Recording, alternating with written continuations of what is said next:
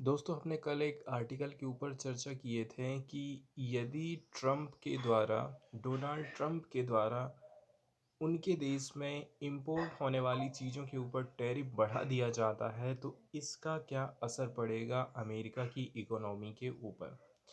इसके अलावा सामने वाली कंट्री के ऊपर क्या असर पड़ेगा, इन दोनों चीज़ों के ऊपर हमने चर्चा किए थे। आज यहाँ पर हम बात करने वाले हैं इंडिया के परिप्रेक्ष्य में कि भारत को क्या कदम उठाए जाने चाहिए, भारत क्या कर सकता है, इसके ऊपर यहाँ पर हम चर्चा करने वाले हैं।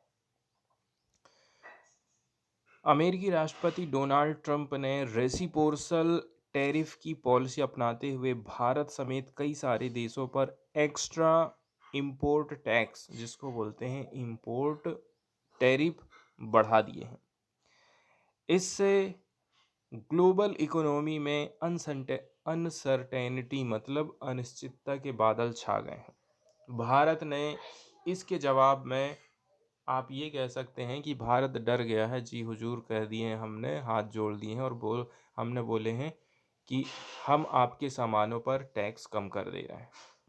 ठीक है, भारत ने बदले की भावना नहीं दिखाई है, जबकि बाकी के जो अन्य कंट्रीज़ हैं उन्होंने बोला है कि आपको इसका कीमत चुकाना पड़ेगा।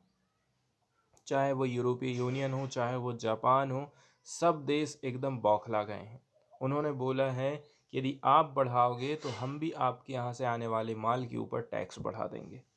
इससे क्या होगा, अमेरिका की चीज़ जापान में जाएगी तो उसकी कीमत बढ़ जाएगी। जैसे कि 100 रुपये की चीज़ 150 में बिकेगी तो जाहिर सी बात है जापान वाले लोग 150 में चीज़ नहीं खरीदेंगे, क्योंकि उसकी कीमत ज़्यादा है। वो अपने देश में बनी हुई चीज़ों को, सस्ती चीज़ों को ले लेंगे 100 रुपये की, 120 रुपये की। ठीक इसी प्रकार से अमेरिका भी चाहता है। पिछले कार्यकाल के दौरान इतने ज़्यादा इंडस्ट्री के फेवर में नहीं थे। इस बार तो पूरा ही उन्होंने बनिया वाला दिमाग लगा लिया है और पूरा का पूरा वो इंडस्ट्री की भाषा बोल रहे हैं। मतलब जो इंडस्ट्री को चाहिए वो पूरा पूरा उनका कहना है, मैं करके दूंगा आप लोगों को। भारत ने बोला है कि सेब, अखरोट और मेडिकल उपकरण, इनके ऊपर हम टैक्स में कम कर देते हैं, टैक्स में कटौती कर देते हैं। मतलब जैसे कि भारत एप्पल मंगवा रहा है अमेरिका से, ठीक है, अखरोट मंगवा रहा है, मेडिकल उपकरण मंगवा रहा है, तो सरकार ने बोली है कि हम इन चीज़ों में टैक्स कम कर देंगे, इससे आपकी चीज़ें हमारे देश में सस्ती हो जाएंगी। इससे क्या होगा, वहाँ की चीज़ें हमारे देश में ज़्यादा बिकेंगी और हमारे देश की चीज़ें, हमारे देश की इंडस्ट्री को नुकसान होगा, क्योंकि हमारे देश की चीज़ें महंगी बिकेंगी। इसके अलावा उन्होंने घोषणा किया है कि हम जो है अमेरिका के साथ में बायलैटरल ट्रेड की बातचीत करेंगे। इससे हो सकता है कोई सॉल्यूशन निकल कर के सामने आएगा। लेकिन क्वेश्चन ये उठता है कि अमेरिका इस प्रकार से इंडिया के ऊपर दबाव डाला और भारत झुक गया और भारत ने दबाव में हाजी हाजी बोल दिया है। यहाँ पर हम जो इकोनॉमिस्ट लोग हैं उनकी राय को समझने की कोशिश करते हैं कि टैरिफ का आर्थिक इकोनॉमिक डेवलपमेंट पर क्या असर पड़ता है। देखिए, नॉर्मली ऐसा माना जाता है, मतलब ज़्यादातर अर्थशास्त्री ये कहते हैं कि लोअर टैरिफ से हमारे देश का विकास ज़्यादा होगा। इससे क्या होता है, सामने वाले देश की जो चीज़ें हैं हमारे देश में सस्ती हो जाती हैं। जैसे यहाँ से आकर के यदि आप माल को इंडिया में बेचेंगे और इंडिया यहाँ पर टैक्स कम करेगा तो उसकी प्राइस कम हो जाएगी। ठीक है, प्राइस कम होने से वो चीज़ हमारे देश में सस्ती बिकेगी, लेकिन हमारे देश की जो चीज़ें हैं वो महंगी रहेंगी। ये यहाँ पर दिक्कत वाली बात हो जाती है। इससे कंज्यूमर को सस्ता सामान मिल जाता है, साथ ही साथ एफिशिएंसी बढ़ती है, क्योंकि इससे रिसोर्सेस का बेटर डिस्ट्रीब्यूशन संभव हो पाता है। इसके अलावा जो नॉन टैरिफ बैरियर्स होते हैं ये भी उतने ही महत्वपूर्ण हैं, जिनको दूर करने की ज़रूरत है। नॉन टैरिफ बैरियर के अंतर्गत क्या चीज़ हो सकता है, जैसे कि भारत हमारे देश की कंपनियों को सब्सिडी देना चालू कर दे। ठीक है, तो ये नॉन टैरिफ बैरियर के अंतर्गत आ जाता है। टैरिफ की यूनिफॉर्मिटी लेकिन ज़रूरी हो जाती है। ठीक है, अगर टैरिफ लगा ही रहे हैं तो कम रेट में और यूनिफॉर्म रेट में होना चाहिए। जैसे भारत यदि अमेरिका के माल पर सामान पर टैक्स लगा ही रहा है तो वो कम टैक्स लगाए। इसके अलावा उसमें यूनिफॉर्मिटी होना चाहिए, एक रूपता होनी चाहिए। चाइना के मामले की यदि हम बात करें तो देखिए, चीन की सरकारी सब्सिडीज एंड ओवर प्रोडक्शन ने ग्लोबल ट्रेड को बिगाड़ दिया है। इसके लिए कुछ स्पेशल उपाय करने की ज़रूरत है। नॉर्मल कानून क्या बोलता है? ज़्यादातर देशों में कम और एक समान टैरिफ सबसे बेस्ट होता है। इसके बाद हम बात कर लेते हैं टैरिफ पॉलिसी की, पार्टिकुलरली यहाँ पर कंज्यूमर वर्सेस प्रोडक्शन कंपनी की चर्चा कर रहे हैं। अगर कार पर 20% टैरिफ लगता है तो कीमत 5 लाख से सीधे सीधे 6 लाख हो जाएगी। इसका मतलब ये है, कोई अमेरिकन कंपनी की कार हमारे देश में बिकने के लिए आई है तो वो पहले 5 लाख की पड़ती थी, अब वो हमें 6 लाख की पड़ेगी यदि इंडिया टैक्स में बढ़ोतरी करता है। ठीक इसी प्रकार से हमारे देश की कार यदि अमेरिका जा रही बिकने के लिए और उसमें टैरिफ बढ़ा दिया जाता है ट्रम्प के द्वारा, तो उसकी कीमत 5 से 6 लाख हो जाएगी, मतलब उसकी बिक्री डाउन हो जाएगी। उपभोक्ताओं को 1 लाख रुपए अधिक पेड करना पड़ेगा, लेकिन इससे जो कंपनियां हैं उनको फायदा होगा। भारतीय कंपनियां 6 लाख में कार बेच करके अधिक मुनाफा कमा लेंगी, क्योंकि सामने वाली की कीमत भी बढ़ गई है, हमने भी इधर से कीमत बढ़ा दी है, कंपनियों को 1 लाख रुपए का फायदा हो रहा। एफिशिएंसी की थ्योरी यदि हम बात करें, अगर कोई कंपनी 5 लाख में कार नहीं बना सकती है तो उसे मार्केट छोड़ देना चाहिए। भारत को केवल वही चीज़ उत्पादन करना है जिसमें वो ग्लोबली कॉम्पिटिटिव हो, लेकिन ये चीज़ आत्मनिर्भर भारत के अपोजिट में है। ये थ्योरी इंपोर्ट को प्रोत्साहित करता है, जबकि आत्मनिर्भर भारत घरेलू उत्पादन पर जोर दे रहा है। दोनों चीज़ें यहाँ पर विरोधाभासी समझ में आ रही हैं। ट्रम्प की पॉलिसी को यदि हम समझने की कोशिश करें तो ट्रम्प की जो पॉलिसी है वो मोलभाव है या फिर प्रोटेक्शनिज्म है। मतलब क्या वो अपने देश की कंपनियों को प्रोटेक्शन करने की कोशिश कर रहे हैं या फिर वो संरक्षणवाद को बढ़ावा दे रहे हैं। देखिए, पहली चीज़ तो ये बोला जाता है कि ट्रम्प पूरी तरह से गलत नहीं है। ज़्यादातर देश अपने इंडस्ट्री को प्रोटेक्शन देते हैं जिससे अमेरिकी कंपनियों को नुकसान हो रहा है। समस्या, अलग अलग देशों के लिए अलग अलग टैरिफ दरें लगाना पड़ जा रहा है, अमेरिकी इंडस्ट्री को नुकसान पहुंचा सकता है। इसके अलावा डब्ल्यूटीओ भी कोई खास कदम नहीं उठा पा रहा है। विश्व व्यापार संगठन अब इनइफेक्टिव हो चुका है, इसलिए ट्रंप को एग्रेसिव टैक्टिक्स अपनानी पड़ जा रही हैं। बोला जाता है कि इसमें चाइना सबसे बड़ा प्लेयर है। चीन ने सब्सिडी एंड ट्रेड डिस्टॉर्शन के जरिए वर्ल्ड ट्रेड को पूरा बिगाड़ करके रख दिया। चीन की चीज़ें बहुत सस्ती हैं, इसलिए बहुत ज़्यादा बिकती हैं। डब्ल्यूटीओ का अवरोध, हर देश को वीटो का अधिकार होने से कोई भी सुधार रुक जाता है। भारत भी अक्सर सुधारों को रोकते आया है, मतलब बहुत सारी चीज़ों में भारत ने भी कई बार वीटो लगाया। ट्रंप की रणनीति बिल्कुल भी क्लियर नहीं है, वो सभी देशों को निशाना बना रहा है, ना कि सिर्फ चीन को। इससे ग्लोबल इकोनॉमी को नुकसान होने वाला है। इसके बाद एक और चीज़ समझने की ज़रूरत है, नॉन टैरिफ बैरियर, जैसे कि गुणवत्ता के मानक, रेगुलेशन से रिलेटेड प्रॉब्लम खड़ी कर देना, बोल देना कि ये तो इतनी हाइट की चाहिए था, इतनी हाइट की नहीं है आपकी चीज़, इतनी मोटाई की चाहिए, इतनी मोटाई की नहीं है, ये सब नॉन टैरिफ बैरियर हो जाते हैं। भारत भी अपने इंपोर्ट पर NTBs मतलब नॉन टैरिफ बैरियर्स लगाता है। एग्जाम्पल के तौर पर अलग बेंचमार्क स्पेसिफिकेशन, इन्हें हिडन प्रोटेक्शनिज्म से अलग करना काफ़ी मुश्किल हो जाता है। इसके अलावा EU के कुछ सख्त खाद्य मानक भी बनाए गए हैं। भारतीय अंगूरों को यूरोप निर्यात करने के लिए हाई सैनिटरी स्टैंडर्ड पूरे करने पड़ते हैं। लेवल प्लेइंग फील्ड, फ्रांस और नासिक के अंगूरों पर एक जैसे नियम लागू होते हैं, लेकिन कभी कभी ये नियम व्यापार ट्रेड बैरियर का काम करने लग जाते हैं। अब बात आ जाती है भारत के लिए सुधार की।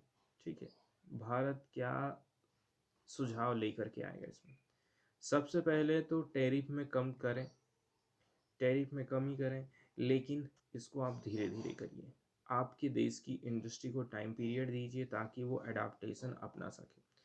इसके अलावा पॉलिसी स्टेबिलिटी जरूरी है। कंपनियों को भरोसा दिलाएं कि टैरिफ कटौती परमानेंट होगी।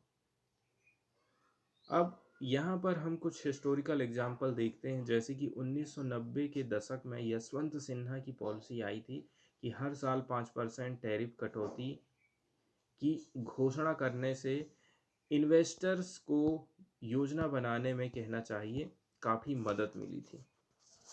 साथ ही साथ एक और फायदा हुआ था इकोनॉमिक बूम का।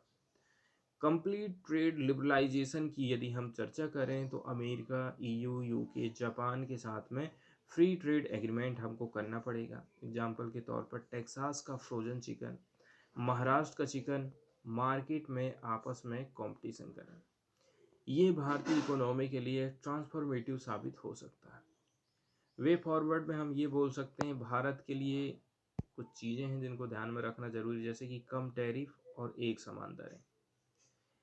नॉन टैरिफ बैरियर के ऊपर भी ध्यान रखना है। अमेरिका के साथ में हमारी बैलेंस्ड अप्रोच होना चाहिए। ठीक है, अचानक से टैरिफ नहीं घटाना है, बल्कि प्लान्ड अप्रोच में ये काम अपने को करने की ज़रूरत है। साथ ही साथ लिबरलाइजेशन का दीर्घकालिक लाभ आपको मिलता है। यशवंत सिन्हा मॉडल को अपनाने से इन्वेस्टमेंट और एम्प्लॉयमेंट को हमने बढ़ावा दिए थे। अगला वाला जो आर्टिकल यहाँ पर हम डिस्कस करने वाले हैं दोस्तों, ये पार्टिकुलरली रिलीजियस माइनॉरिटीज़ के ऊपर है। पार्टिकुलरली साउथ एशियन कंट्रीज़ में जो अल्पसंख्यक समुदाय के लोग हैं, जैसे कि भारत की बात करें तो भारत हिंदू बाहुल्य देश है। यहाँ पर बाकी धर्मों के जो लोग हैं वो माइनॉरिटीज़ के अंतर्गत आ जाते हैं, जैसे कि क्रिश्चियन लोग हो गए, मुस्लिम लोग हो गए, या फिर अन्य समुदाय के लोग, ये माइनॉरिटीज़ के अंतर्गत आते हैं। ठीक उसी प्रकार से बांग्लादेश की यदि हम बात करें तो बांग्लादेश में ज़्यादातर लोग मुसलमान हैं, जो कि क्या बोलते हैं, बंगाली बोलते हैं। यहाँ पर हिंदू लोग अल्पसंख्यक हैं, और जहाँ कहीं भी अल्पसंख्यकों की बात आती है तो इनको लोग दबाना चालू कर देते हैं ताकि ये लोग कभी आगे ऊपर उठ ही ना पाए। यहाँ चर्चा करी जाएगी पार्टिकुलरली साउथ एशिया की, साउथ एशियन कंट्रीज़ को यहाँ पर मैप के माध्यम से आप देख सकते हैं। साउथ एशिया में रिलीजियस माइनॉरिटीज़ की पोजीशन लगातार डाउन होते जा रही है। बांग्लादेश, पाकिस्तान और भारत में माइनॉरिटीज़ की वर्तमान स्थिति को समझे बिना क्षेत्र की स्थिरता और शांति की कल्पना हम नहीं कर सकते। बांग्लादेश में हाल फिलहाल में हम देखेंगे सत्ता परिवर्तन हुआ है। शेख हसीना को पद से हटा दिया गया है, उनकी जगह में यूनुस खान अभी देश चला रहे हैं। इसके बाद हम देखते हैं कि वहाँ पर से हिंदुओं के ऊपर अटैक्स की खबरें आना चालू हो गई थी। ठीक है, एक बार फिर से वहाँ धार्मिक अल्पसंख्यकों की, मतलब रिलीजियस माइनॉरिटीज़ की पोजीशन को लेकर के काफ़ी एनेक्सियस वाला वातावरण हो गया, चिंतित करने वाली कंडीशन पैदा हो गई है। भारतीय मुसलमानों, इंडियन मुस्लिम्स एंड पाकिस्तान में रहने वाले माइनॉरिटीज़ की स्थिति पहले से ही खराब है। पार्टीशन के बाद से ये स्थिति इतनी ज़्यादा खराब कभी भी नहीं रही थी। पहले भारत में रिलीजियस माइनॉरिटीज़ की स्थिति पाकिस्तान और बांग्लादेश की तुलना में काफ़ी बेहतर हुआ करती थी, लेकिन अब तीनों देशों में राजनीतिक प्रवृत्तियों के चलते चलते माइनॉरिटीज़ की कंडीशन बहुत ज़्यादा ख़राब हो गई, मतलब अटैक होना चालू हो गए हैं। अब हम समझते हैं कि धार्मिक अल्पसंख्यकों का जो मुद्दा है आज भी विवाद का विषय क्यों है। सबसे पहले तो समझते हैं भारत का विभाजन और उसकी विरासत। 1947 का पार्टीशन हिंदू मुस्लिम समस्या को हल करने के लिए किया गया था, ताकि हिंदू लोग अलग रहें, मुस्लिम लोग अलग रहें शांति के साथ में।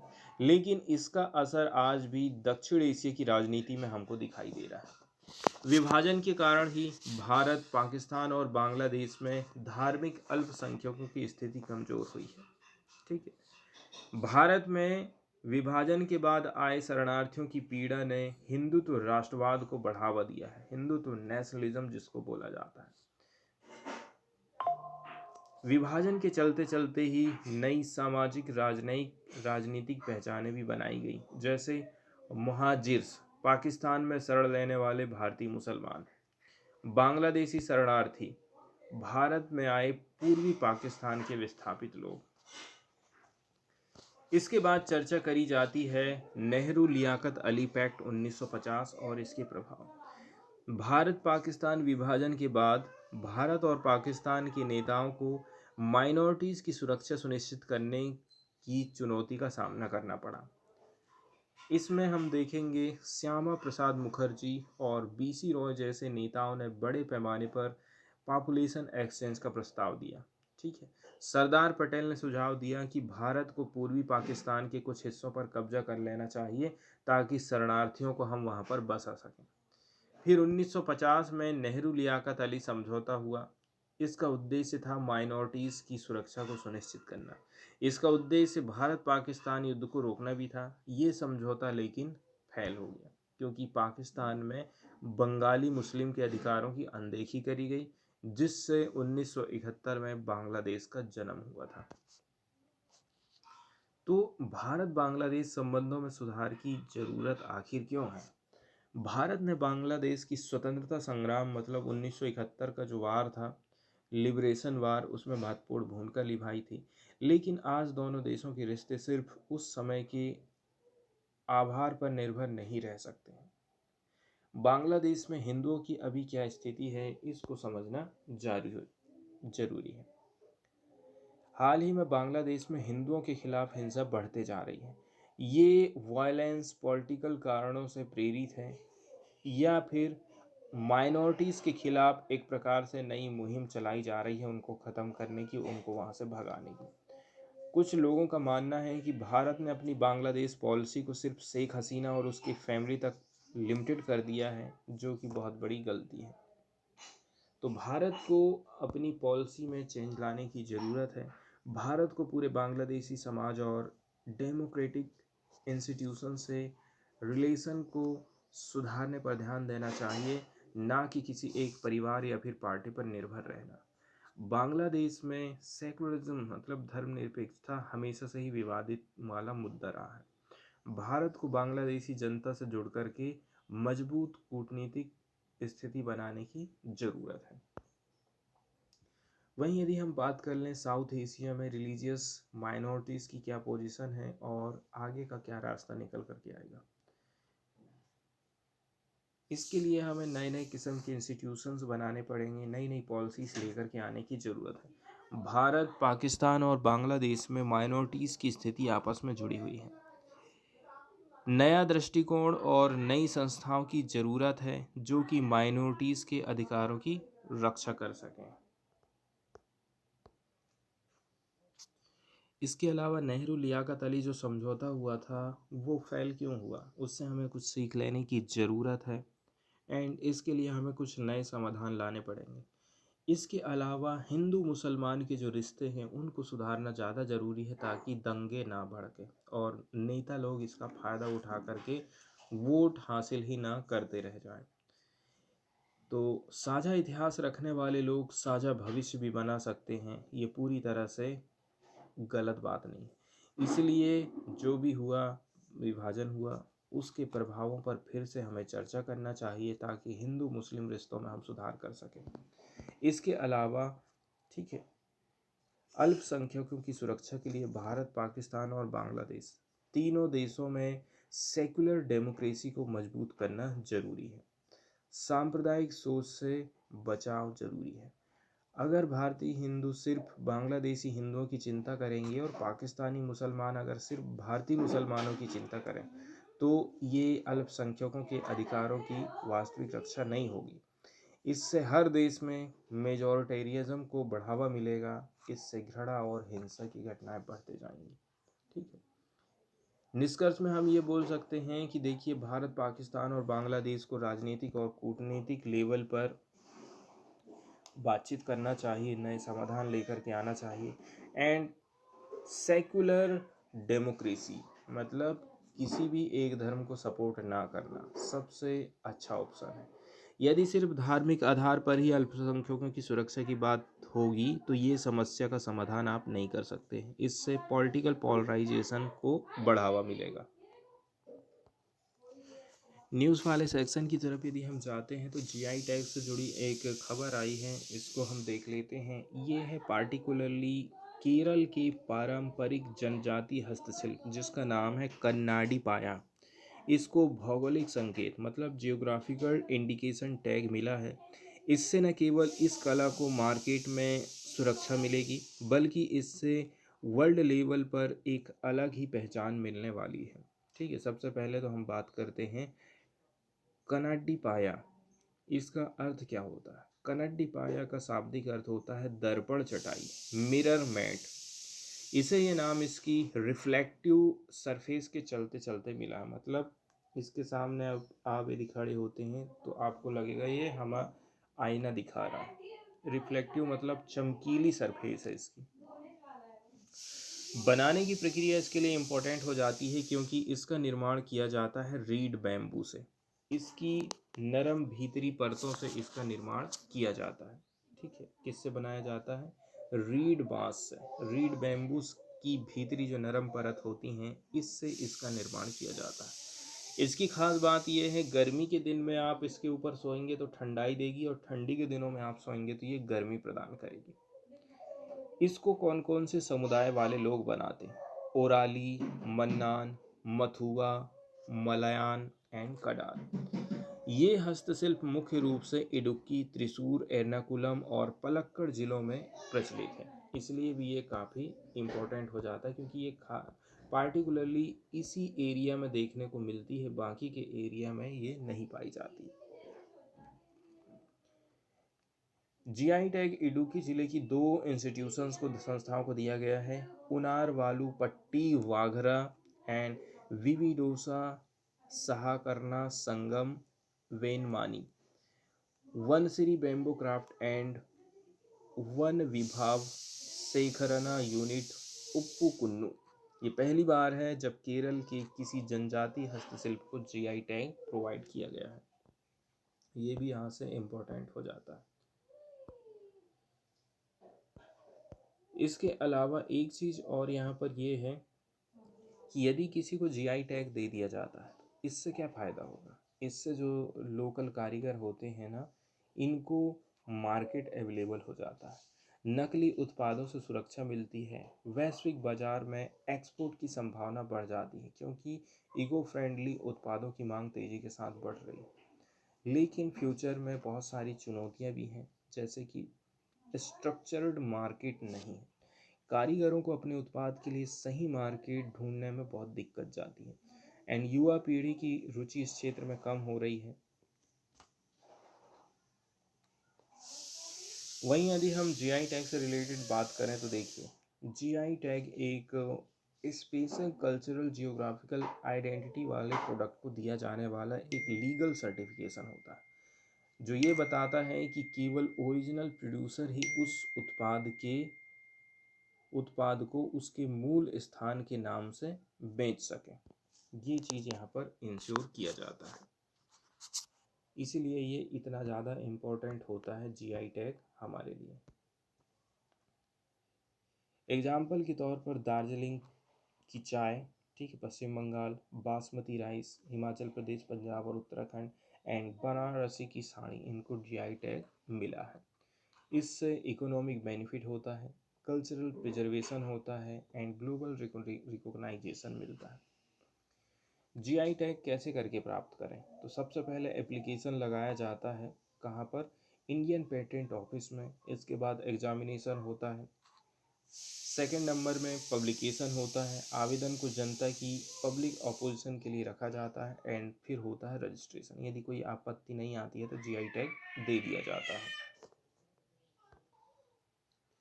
नेक्स्ट वाली जो न्यूज़ यहाँ पर हम डिस्कस करने वाले हैं, ये पार्टिकुलरली तटीय शिपिंग विधेयक 2024 जिसको बोलते हैं कोस्टल शिपिंग बिल 2024। लोकसभा ने गुरुवार को इस बिल को पारित कर दिया है जिससे भारत में कोस्टल ट्रेड के लिए एक नया कानून लेकर के आया जा रहा है। इस बिल का मुख्य उद्देश्य है भारत के मैरीटाइम ट्रांसपोर्ट को इकोनॉमिकल, रिलायबल, सस्टेनेबल बनाना है। ताकि हम सड़क के भरोसे ना रहें, रेलवे के भरोसे ना रहें, हम समुद्र के माध्यम से भी ट्रेड बेटर कर सकें। इसके कुछ की प्रोविज़न्स हैं जो कि हमारे लिए इम्पोर्टेंट है, जैसे कि ये स्ट्रेटजिक कोस्ट लाइन की पूरी कैपेसिटी का यूज़ करेगा। इसके लिए हम कानूनी प्रावधान लेकर के आ रहे हैं। इसके जरिए तटीय कोस्टल ट्रेड को सिस्टमेटिक एंड कंट्रोल्ड किया जाएगा। इसमें फॉरेन वेसल्स को, मतलब विदेशी जहाज़ों को लाइसेंस लेना पड़ेगा एंड उसको भी हम रेगुलेट करेंगे। इससे क्या होगा, उनको लाइसेंस लेना पड़ेगा, मतलब पार्टिकुलरली डेटाबेस तैयार किया जाएगा। लाइसेंस लेंगे, पैसा खर्चा करेंगे तो उनको चीज़ें थोड़ी महंगी पड़ेंगी, तो लोग इंडियन जहाज़ को ज़्यादा हायर करने की कोशिश करेंगे। इससे भारत की विदेशी जहाज़ों पर निर्भरता कम होगी। And national coastal and I inland shipping strategic plan बनाया जाएगा। ठीक है, इसके अंतर्गत नेशनल कोस्टल एंड अंतर्देशीय शिपिंग रणनीति की योजना बनाने का प्रावधान है। ये योजना भारत की समुद्री परिवहन नीति को और भी ज़्यादा संगठित करेगी और भी ज़्यादा इफेक्टिव बनाएगी। साथ ही साथ national database for coastal shipping भी तैयार किया जाएगा, जिसमें कोस्टल ट्रेड से जुड़े सारे डाटा और जानकारी इकट्ठा किया जाएगा। इससे जो सी ट्रेड में शिपिंग की निगरानी एंड उसका जो मैनेजमेंट है और भी ज़्यादा बेटर हो पाएगा।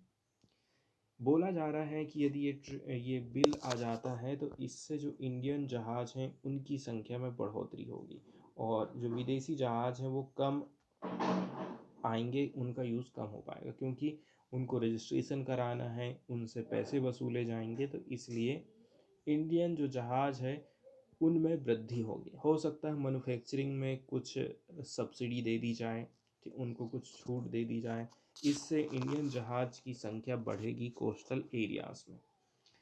लेकिन यहाँ पर कुछ राज्य सरकारों का विरोध भी है। उनका कहना है कि हमारे राज्य के किनारे का जो तट है वहाँ यदि जहाज़ आ रहे हैं तो हमारी कमाई होती थी वहाँ से, वो कमाई हमारी प्रभावित होगी। राज्यों को इस विधेयक में शामिल किया गया है, लेकिन फाइनल डिसीजन केंद्र सरकार का होगा, इसलिए पॉलिसी मेकिंग में राज्य सरकारों की भूमिका सरकार ने यहाँ पर कम कर दी है। इसके अलावा टैक्स यदि बढ़ा देती सेंट्रल गवर्नमेंट तो राज्य सरकारों की जो कमाई है वो जाहिर सी बात है कम हो जाएगी, क्योंकि जहाज आना कम हो जाएंगे। एक फ़ायदा और बताया जा रहा है इस बिल से, ship building, port services, Manning of vessels, जहाज संचालन जैसे क्षेत्रों में हजारों नौकरियां पैदा होंगी। इससे कोस्टल इकोनॉमी को बढ़ावा मिलने वाला है।